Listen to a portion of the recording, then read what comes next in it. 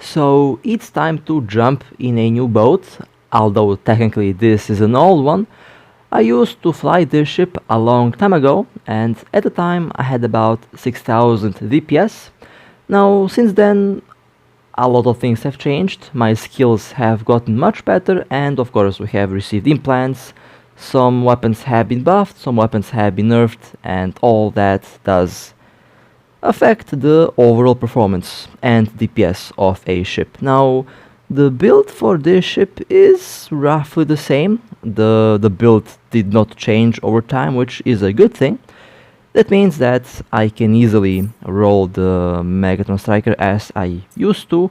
Now I believe I will do some minor changes. Mostly I'll probably remove all the tank modules and go full Yeet DPS. This is basically how I like to fly my Striker battleships. These ships are usually... Now, as most of you probably know, I like to build my ships to be tanky. However, in the case of the Striker battleships, I actually like to go with DPS. Now let's quickly take a look at the trait description of this ship.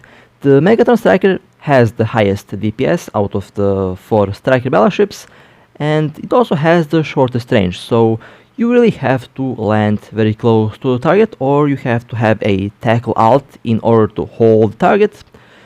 The Megathron Striker can be both a shield or armor tank, or in my case, I basically don't have a tank on this ship. I have only one damage control and everything else is full on DPS. The capacitors are nice and the overall recharge rate is okay. It can lock 8 targets. The signature radius is 327 meters, which is okay. I would say definitely not the smallest, but definitely not the largest radius, and the other stats are also okay. Have to say that this ship is definitely not as fast as the Macariel, but it's also not as slow as some of the other ships. So 3125.85 DPS, which honestly is okay.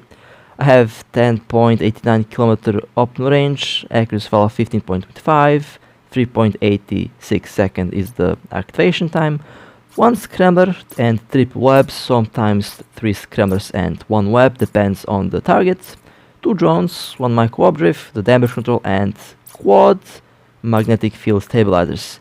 Now you would see me changing the build from time to time depending on target. As for the rigs, well, the classic full DPS setup, triple burst, triple auxiliary thrusters, or triple warp core optimizers, depends which one you prefer.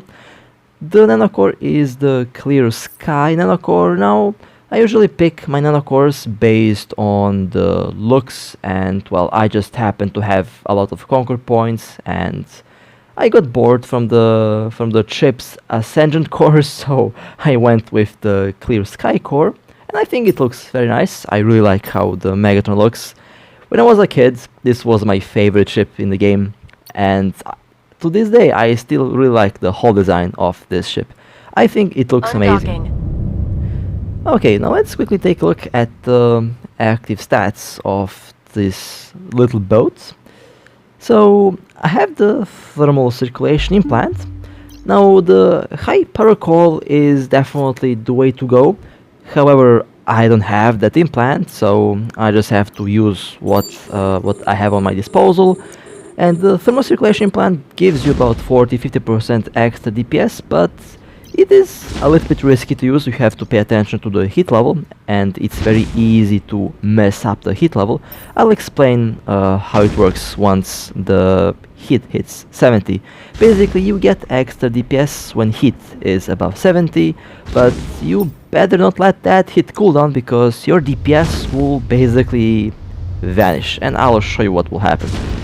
So the damage control gives me some nice stats, but it lasts for 13 seconds, basically a panic button, although I'm fairly sure that I'm not going to be using that a lot, because most ships will get deleted in seconds when they get shot by this thing.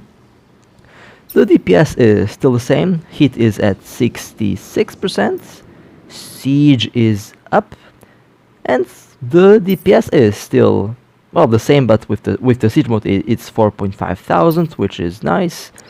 With one magnetic field stabilizer it's 5.4 thousand. With the second one it's 6.4 thousand. With the third one it's 7.1 thousand, and with the last one it's 7.4 thousand. Now this is without the implant kicking in, which honestly is okay.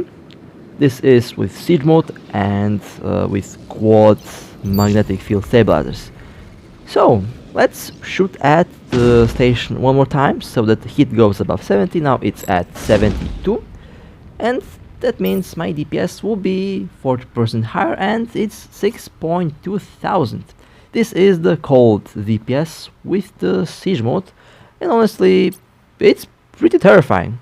This is some really good DPS. So if the target is webbed and scrambled, and if the ship is not moving, then I can easily apply full DPS on the target. Here you can take a look at the siege mode stats. Now recently the siege mode has been nerfed a little bit. Basically it does reduce your range by 10%, and here you can take a look at the weapon stats again. 7.84 kilometer and 10.98 kilometers. So you really have to be close to the target in order to apply the damage. And this is basically the drawback for the Megathron striker. Any ship that can kite you is probably going to be a threat. 7.6 thousand DPS, 8.9 thousand DPS, 9.9 thousand DPS, and with the fourth one, 10,000 DPS. Very nice. This is a beautiful number. Now I can improve that, and I'm currently working on making the DPS even higher. My goal is about 15,000 DPS. I think I'll be pretty happy with that, but 10,000 is still pretty good, so I'm definitely not going to complain about the DPS on this ship. So let me show you what happens when the implant goes into cooldown. Okay, it's at 100. Implant shut itself down, and let's take a look at the DPS. 1303. Yeah, this is not good. This is not looking good at all. Activation time 19.3 seconds. So yeah, do not let the thermal circulation implant go into cooldown, because your DPS will be yeeted, and you might find yourself in a very, very uncomfortable situation if this happens in combat, because you lose a lot of DPS and your rate of fire basically goes in the toilet. So yeah, 947.23. Well, the DPS keeps getting lower and lower. Okay, well, yeah, this is definitely not good. Let me turn off the siege mode. This DPS is about to be even lower. 671.42 DPS. Okay, well, this is the cooldown DPS of the implants outside of the siege mode. My Stabber 2 has higher DPS than this thing at the moment. So yeah, you can keep the thermal circulation for DPS, but keep the hit level between 92 and 70 for the maximum possible DPS. Okay, well, now let me show you how long this actually lasts. So in order to get the rate of fire back, you basically have to wait for the heat to go down. So if you turn on the implant while it's still on cooldown, you are not going to get the DPS back. Basically, the implant will increase your DPS with the crazy cycle time of the weapon. So you don't want to use the implant while the heat is still very high after it hits the cooldown in the first cycle. So yeah, let me wait for this thing to cool off so that I can show you that the DPS does return. So until heat is cooling off, your DPS is not going to be good, and your ship will be very vulnerable. So again, if you're using this implant, do not let it hit cooldown. If it does hit cooldown, well, you might be in big trouble. Okay, and let's take a look at the DPS once everything cooled off. It's back at the normal value, which is nice. Okay, well Docking then, request accepted. let's dock, and let me quickly readjust some small things, and then we can undock and we can go blow up some ships with the Megathron Striker. Now I like to nickname my ships, and since this ship has the same hull design, same camouflage pattern as the Kronos from Evo 9, I like to call this ship the Kronos because that's basically how it looks. Although it's not the real Kronos, the real Marauders are perhaps coming, and there's a big chance that we might need this ship as material in order to produce a Kronos. So definitely fun times are ahead for the ships, and definitely fun times ahead for industry pallets, because all of these ships will require a lot of materials and a lot of ship hulls that need to be sold on the market. So the first target for today will be one Armageddon. Now I scouted the ship first, and the Armageddon used very expensive drones. So I got quite excited knowing that we might have a pretty juicy target, and this is going to be my first target with the Megathron Striker.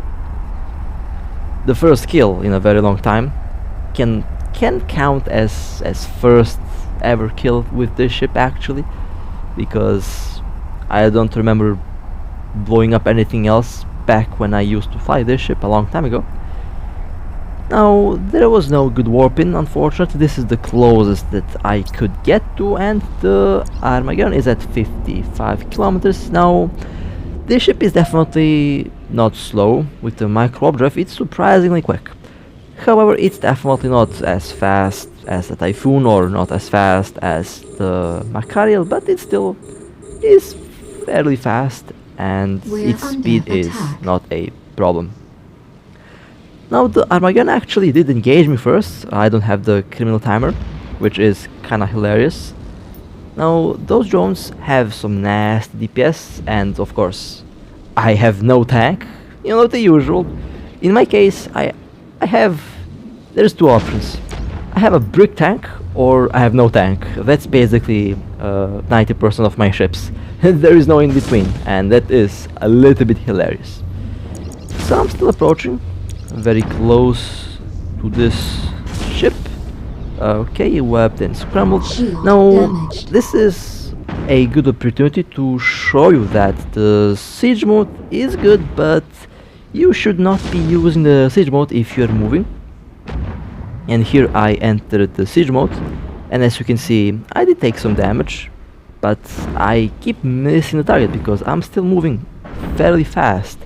So I have to turn off the siege mode, and that's basically how this ship got destroyed. So if you have a perfect warping, you land, enter siege mode, and then engage the target. But if you don't have a good warping, and if you have to move, try not to use the siege mode unless your ship is stationary, because in the siege mode your tracking will be very bad. Warp basically it will equal the tracking of a dreadnought, and that means you will probably miss a lot of targets. Now this was a very expensive Armageddon, and surprisingly very expensive, but very cursed as well. They did drop some B-types, they had some pretty good modules there. Unfortunately no drone dropped. I believe those drones are quite expensive. So I will take a look at the ship a second time, because I just want to show you the full build, and well, there are some things that I need to check on that kill mail, because I'm fairly sure I saw some tier 4 rigs there. Yeah, B-type large booster, an armor repair, an adaptive hardener. Oh my god, yeah, this is a very cursed Armageddon, and this was my first kill with this ship, by the way. First kill and already cursed beyond space and time. Okay. Now, little fun fact, you can actually charge the implant on the station or at the gate and then warp to the target. Warp drive active. The heat will stay the same and you will retain the DPS. So I'm warping to the next target. We have one Macarial. The Macarial is red, which means I'll get paid in ISK for blowing it up. So today you might see a lot of expensive ships explode. You know, the usual. I mean, sometimes I just look back and see like the hundreds and thousands of Macarials and other things like that that we blew up. Sometimes it's just so hilarious. Now, I'm definitely not going to win the race with a Macarial. After all, the Macarial is the fastest battleship in the game. And I would say the Macarial has a good advantage over the Megathron striker. Mostly in speed, in response time, agility, and in some cases the tank because of the damage control. And of course the range. The Macarial has a pretty good range on the autocannons.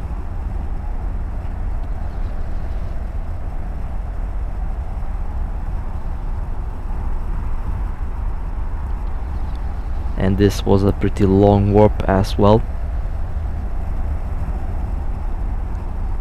I actually thought about using a hyperspatial rig to improve the warp speed.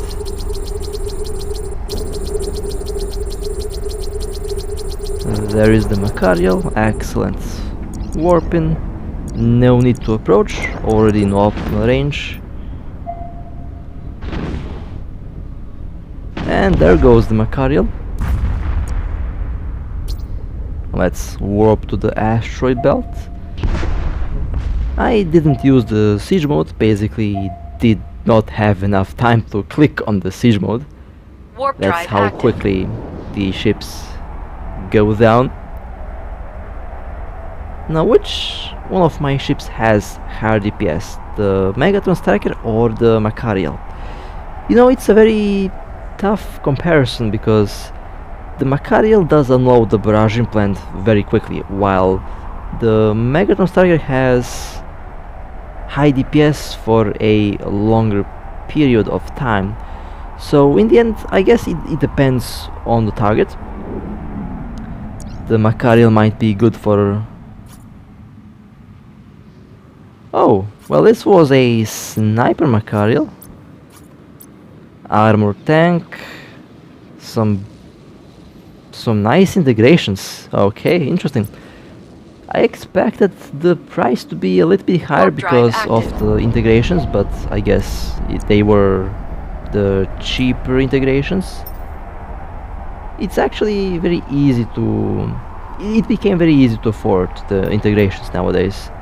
I remember when they were like $1 billion a piece, now it's like 200 million or something like that. The price did drop significantly. Now this Hyperion was very suspicious. This is in a... We are currently in a small anomaly. So I originally thought that this Hyperion is a bait. So I expected a lot of armor repair to be going on that Hyperion, but unfortunately that doesn't seem to be the case. And the armor... Hold a second, did I just see the shield go up? Oh no. I just have... Oh no. Both the armor and the shield was going up.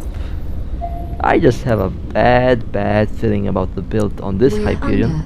You know, it could be a lag, it could be, you know, could be that. I know in some cases I seen my own shield go up from armor. Warp drive active. Because the game sometimes does weird things for some reason.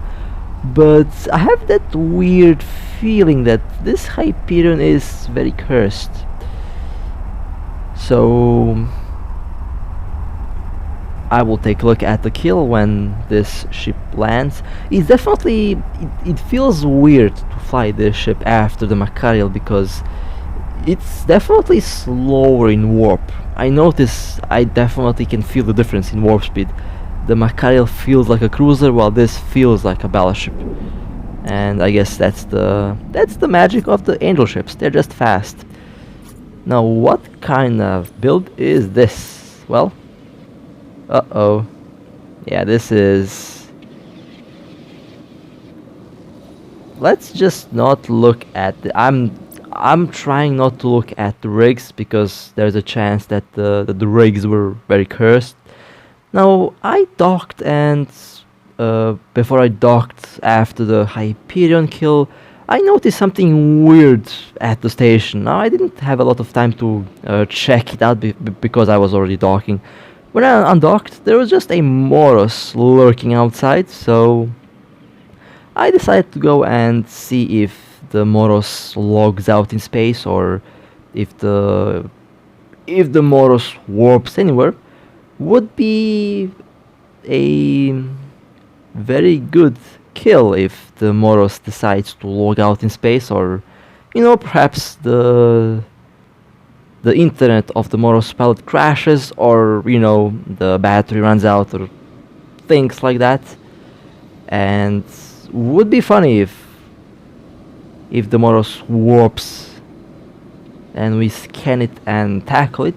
No, I'm trying to ram. I'm just trying to see if I can move this ship. So far I think I am moving it, but I'm not really sure.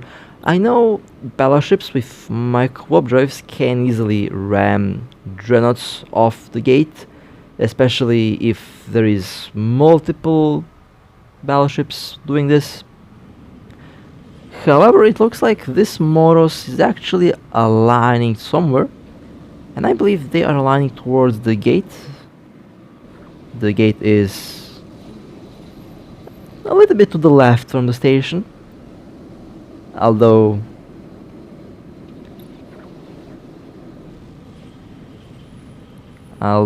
this Moros doesn't look like it has any nanocore. Perhaps they have only capacitor batteries, basically a travel build. So there's a good chance that this Moros loses capacitor in warp. Now, why am I lurking around a Moros, you might be wondering? Well, the Moros is red and we get paid for blowing up red ships. So a Moros usually goes at about 30 billion. I think actually I saw someone sell it at 25 billion. So let's take 25 billion. I would be paid about 5 billion in ISK just for blowing up a dreadnought. So I'm trying to see if I can get lucky today. After all, I have about 23 billion in the wallet right now. The Apocalypse on the market did go for 1.9 billion, I believe. And I think I have one more ship on the contract that I also am going to sell. That I'm also selling. And it looks like this Moros has warped. Okay, well, let's see. Should I follow or should I dock? Actually, let's follow.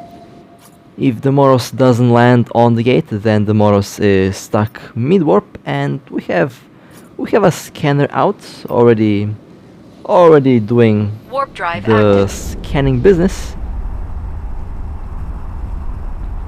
I have seen a lot of capital ships get destroyed in low sec. Basically, they go AFK in autopilot and they get caught, and well, they get destroyed because most don't have a build. Surprisingly, most travel builds don't include any turrets, which is interesting. And I believe that this is the case with this dreadnought. Okay, they have landed on the gate. Now the Moros is surprisingly a small ship, although perspective has also a key role here. Okay, capital ship jumped, let's follow.